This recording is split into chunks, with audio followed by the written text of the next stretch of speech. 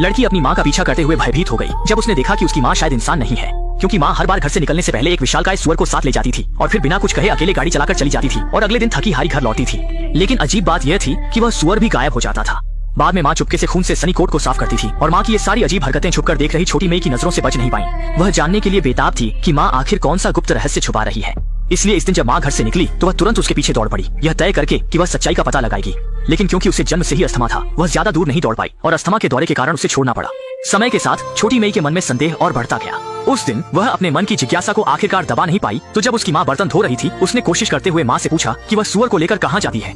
यह सुनते ही माँ का चेहरा तुरंत बदल गया और उसने चाय का कप कसकर पकड़ लिया।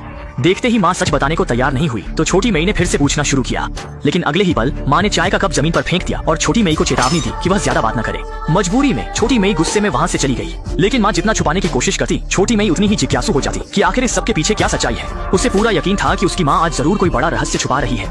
इस दिन जब माँ हमेशा की तरह बाहर गई तो छोटी मेई तेजी से पहाड़ी की चोटी पर दौड़ गई। उसे एक अजीब बात पता चली कि माँ शहर में सुअर बेचने नहीं गई थी, बल्कि जंगल की ओर तेजी से जा रही थी। लगता है माँ के पास सच में कोई गुप्त रहस्य है। लेकिन ठीक उसी समय उसके दादा अचानक उसके पीछे आ गए और छोटी मेई को चेतावनी दी कि वह ज्यादा दखल न दे और अंधेरा होने से पहले घर में ही रहे, बिल्कुल भी घर से बाहर कदम न रखना। छोटी मेई मजबूरी में घर लौट आई, लेकिन उसे बिल्कुल भी उम्मीद नहीं थी कि इस दिन माँ अपने 6 महीने से गायब पिता को वापस ले आई। और उसे और भी डरावना लगा जब उसने देखा कि उसके पिता के शरीर पर घाव थे और उनका चेहरा बहुत खराब था। छोटी मेई ने पिता की स्थिति देखने के लिए घर में जाने की कोशिश की, लेकिन माँ ने उसे बाहर ही रोक दिया। लेकिन आधी रात को छोटी मेई अपने मन की जिज्ञासा को दबा नहीं पाई। वह धीरे धीरे अपने माता पिता के कमरे के दरवाजे के पास गई, लेकिन तभी माँ बाहर आ गई। छोटी मेई को तुरंत कोने में छुपना पड़ा। जब तक माँ पूरी तरह से दूर नहीं चली गई तब तक उसने हिम्मत करके धीरे धीरे वापस आकर दरवाजे की दरार से कमरे के अंदर पिता की स्थिति देखने की कोशिश की, लेकिन अचानक अगले ही पल यह देखकर वह डर के मारे कांपते हुए बदहवास हो गई। इस घटना के बाद वह फिर कभी अपने माता पिता के कमरे में झांकने की हिम्मत नहीं कर पाई। लेकिन आधी रात को उसने अपने माता पिता के कमरे से एक डरावनी चीख सुनी। संदेह के साथ छोटी मेई धीरे धीरे सीढ़ियों से नीचे उतरी और देखा कि उसके माता पिता का दरवाजा खुला था। लेकिन जब वह कमरे में गई तो उसने देखा कि उसके पिता पसीने से तरबतर होकर पूरे शरीर से कांप रहे थे। छोटी मेई ने चिंतित होकर पूछा कि पिता को क्या हुआ, लेकिन अगले ही पल उसे एहसास हुआ कि वह सिर्फ एक बुरा सपना था और इस समय उसे भी मानो कुछ समझ में आ गया। तभी माँ सुअर को लेकर बाहर जाने वाली थी। अपने मन की धारणा को सत्यापित करने के लिए उसने ऑक्सीजन सिलेंडर लेकर पीछा किया। इस बार वह किसी भी कीमत पर पता लगाना चाहती थी कि माँ आखिर किस रहस्य को छुपा रही है। जल्दी ही माँ ने गाड़ी को जंगल में ले जाकर रोक दिया, लेकिन छोटी मेई को बिल्कुल भी उम्मीद नहीं थी कि माँ ने पिता को भी साथ लाया था। इसके बाद माता पिता दोनों सुअर को पकड़कर धीरे धीरे जंगल के भीतर चले गए और उनका गंतव्य था जंगल के भीतर स्थित एक छोड़ा हुआ महल। हालांकि यह महल थोड़ा डरावना था, लेकिन सच्चाई जानने के लिए छोटी मेई ने हिम्मत करके पीछा किया। महल के अंदर से सुअर की चीखें सुनाई देने लगी और जल्दी ही छोटी मेई आवाज का पीछा करते हुए एक लोहे के दरवाजे के सामने पहुंच गई। लेकिन जो दृश्य उसने देखा उसने उसे स्तब्ध कर दिया। उसने देखा कि उसके पिता ने अपने कपड़े उतार दिए थे और फिर घुटनों के बल बैठ गए और माँ ने उनके गले में एक बड़ी लोहे की जंजीर डाल दी, जैसे कि कोई अजीब रस्म हो रही हो। जैसे ही समय पूर्णिमा की रात में आया, माँ ने जल्दी से पिता को बंदी बनाने वाले पिंजरे से बाहर निकाल दिया, लोहे के दरवाजे को मजबूती से बंद कर दिया और पीछे मुड़कर बिना देखे पीछे हट गई। इस मौके का फायदा उठाकर छोटी मेई ने चुपके से लोहे के दरवाजे की दरार से अंदर घुस गई। तभी माँ ने छोटी मेई को देखा और चिल्लाई कि वह तुरंत बाहर आ जाए, लेकिन अब छोटी मेई ने बिल्कुल भी नहीं सुना। वह इस बार सब कुछ जानने के लिए दृढ़ थी। इसी बीच पूरे महल में सुअर की चीखें गूंजने लगी, लेकिन जब वह पास पहुंची तो उसने एक बेहद डरावना दृश्य देखा। उसके पिता एक भयानक वेयरवुल्फ में बदल गए थे और यह देखकर वह वहीं जड़ हो गई। संकट के समय माँ समय पर अंदर आई और उसे बाहर ले गई, लेकिन छोटी मेई फिर भी अस्थमा के दौरे के कारण बेहोश होकर गिर गई।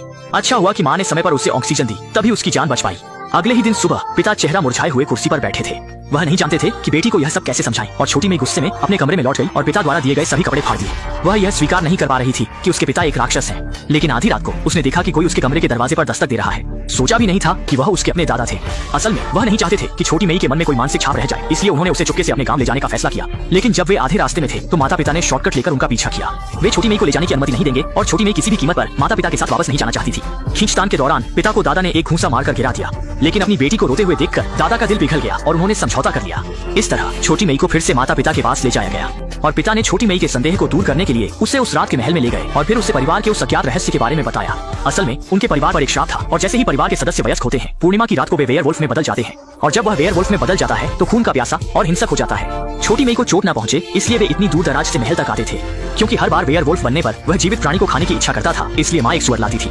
इससे उसकी पशु प्रवृत्ति संतुष्ट होती थी और वह पेट भर खा सकता था। पिता ने कहा कि वह भी वेयरवुल्फ नहीं बनना चाहते थे, लेकिन यह परिवार का श्राप था और वह इसके खिलाफ कुछ नहीं कर सकते थे। पिता के पछतावे को देखकर छोटी मेई ने भी पिता की मजबूरी को समझा और फिर पिता की बाहों में समा गई। धीरे धीरे इस तरह के राक्षस पिता को स्वीकार कर लिया। लेकिन यह खुशी ज्यादा दिन नहीं चली, क्योंकि रोज रोज की आपूर्ति में घर के सारे सुअर जल्दी ही खत्म हो गए। मजबूरी में माँ को फिर से अपने पति को महल ले जाना पड़ा और उसकी गर्दन में जंजीर डाल दी। वह सोच रही थी कि इस रात पति को केवल भूखा रहना पड़ेगा और कोई समस्या नहीं होगी। लेकिन इस रात का चांद बहुत चमकीला था और यह 100 साल में एक बार आने वाला रक्त चंद्रमा था। दादा अच्छी तरह जानते थे कि आज रात बदले हुए वेयरवुल्फ को और ताकत मिलेगी। वह पहले से भी ज्यादा हिंसक और खूनी होगा। जंजीर और जेल मजबूत वेयरवुल्फ को बिल्कुल भी नहीं रोक सकते। इसलिए उन्होंने सभी दरवाजे और खिड़कियां मजबूती से बंद कर दी ताकि कोई त्रासदी न हो। लेकिन इसके बावजूद आधी रात 12 बजे के बाद वेयरवुल्फ पिता फिर भी समय पर मारने आ गया। वेयरवुल्फ को घर में घुसने से रोकने के लिए माँ ने दरवाजे के बाहर जोर से चिल्लाया। उम्मीद थी कि वेयरवुल्फ पति को डांट कर भगा देगी, लेकिन इस समय वेयरवुल्फ पूरी तरह से मानवता खो चुका था। थोड़ी देर में ही दरवाजा तोड़कर अंदर आ गया। दादा ने देखा और रोकने की कोशिश की, लेकिन वेयरवुल्फ ने एक ही बार में उसे गंभीर रूप से घायल कर दिया। वेयरवुल्फ धीरे धीरे घर के अंदर आ रहा था। माँ और बेटी अलमारी में छिपकर कांप रही थी। एक आवाज भी नहीं निकालने की हिम्मत नहीं थी। सौभाग्य से वेयरवुल्फ की नजरें अच्छी नहीं थी। उसने अलमारी में छिपी माँ और बेटी को नहीं देखा। जब वेयरवुल्फ कहीं और खोजने गया तब माँ और बेटी सावधानी से बाहर निकली। तेजी से बाहर भागकर कार में बैठकर इस खतरनाक जगह से निकलने की तैयारी करने लगी। लेकिन तभी माँ को याद आया कि गंभीर रूप से घायल दादा अभी भी घर में है। इसलिए उसने छोटी मेई को कार में रहने दिया और खुद घर वापस चली गई। जब वह पिता को लेकर निकलने की तैयारी कर रही थी, पिता दर्द से चिल्ला उठा। वेयरवुल्फ जल्द ही आ जाएगा। ये जानकर वह जल्दी से पिता को लेकर तहखाने में छिप गई। जल्द ही वेयरवुल्फ उनके ऊपर आ गया। वेयरवुल्फ से बचने के लिए दोनों सावधानी से रेंगते हुए आगे बढ़े, लेकिन तभी माँ का हाथ गलती से चूहे के जाल पर लग गया। आवाज सुनकर वेयरवुल्फ ने फर्श पर हमला कर दिया। सौभाग्य से फर्श काफी मजबूत था। वेयरवुल्फ तुरंत नीचे नहीं आ सका। इस मौके का फायदा उठाकर दोनों भाग निकले। जब वे तहखाने के बाहर पहुंचे, कार में बैठी छोटी मेई ने तेजी से एक्सेलरेटर दबाया, जिससे लोहे की ग्रिल टूट गई। दोनों इस तरह सुरक्षित बचकर बाहर निकल आए। लेकिन जब वे जाने की तैयारी कर रहे थे, महत्वपूर्ण समय पर कार ने धोखा दे दिया। किसी भी तरह से स्टार्ट नहीं हो रही थी। देखते ही देखते वेयरवुल्फ तुरंत ही करीब पहुंचने वाला था। दादा ने माँ और बेटी को जल्दी भागने का इशारा किया, जबकि वे खुद वहीं रहकर वेयरवुल्फ को रोकने लगे। हालांकि दोनों का मन बहुत दुखी था, लेकिन वेयरवुल्फ की क्रूरता को समझते हुए वे दादा को छोड़कर भागने के लिए मजबूर थे। कितनी दूर चले गए, माँ और बेटी ने सोचा कि अब वे सुरक्षित हैं, लेकिन यह उनकी गलतफहमी थी। बहुत जल्दी भूखा वेयरवुल्फ उनका पीछा करते हुए आ गया। वेयरवुल्फ पति को हत्या करने से रोकने के लिए माँ ने जल्दी से आगे बढ़कर उसे शांत करने की कोशिश की। उम्मीद थी कि वह शब्दों से पति के अंदर की मानवता को जागृत कर सके, लेकिन उसने श्राप की ताकत को कम समझा। अगले ही पल वेयरवुल्फ ने उस पर हमला कर दिया। माँ को खतरे में देखकर छोटी मेई ने जल्दी से अपना ऑक्सीजन सिलेंडर उठाया, जमीन पर टूटे हुए तेल के दीपक की ओर निशाना साधा, ऑक्सीजन टैंक का वाल्व घुमा दिया। अगले ही पल भयंकर आग ने वेयरवुल्फ को निगल लिया। आग की तपिश में वेयरवुल्फ जल्द ही मर गया और माँ और बेटी की जान बच गई। अंत में उन्होंने सभी सामान पैक करके कार में लौट किया। इस दुखद जगह को छोड़ने का फैसला किया और फिल्म का अंत हो गया।